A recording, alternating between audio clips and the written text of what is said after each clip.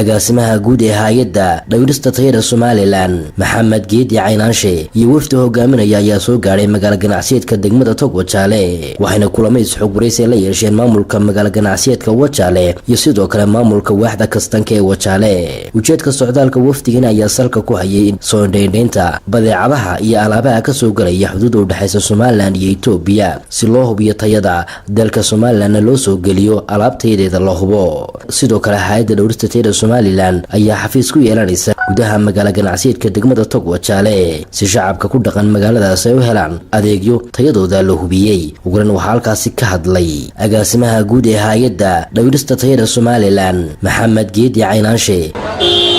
safar shaqo waxaanu muddo ku jirnay inaanu hay'adda u sameeyno strategic plan waxa la yiraahdo ama qorshe hawleedkii xafiis ku shaqeynayay Wajaale waa meel muhiim ah oo qanka muhiim u ah waa meel border meel wax ka soo degaan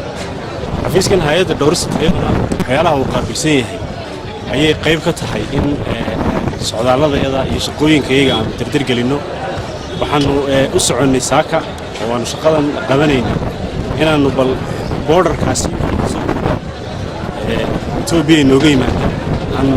sidaan awalba u eegi jirnay aan awalba u daba taagnaa jirnay aan hore uga sii marino aan hadii jeer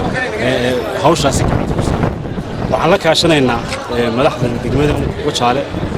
maayirkii waa la soo kulanay maayirkii waa la soo kulanay taliyay qaybta waa la kulanay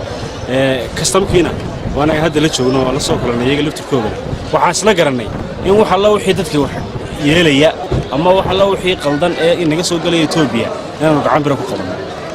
qarankan aanu si fiican ugu adeegno cidda wax qasaysa ama waxa qaldan keenaysa wadankana aanu gacan bir ku qabano insha Allah bismillaahir kariim sidoo kale waxa halkaasi ka hadlay maamulaha kastanka Wajaale iyo sidoo kale suduwaha hay'adda dhawrista tayada ee gobolka Gabiley agaasimaha hay'adda quality control marka waxa la leeyahay agaasimo soo dhawow ku soo dhawow Wajaale agaasimaha wuxuu yimid inuu indhayo ama qiimeeyo xaaladda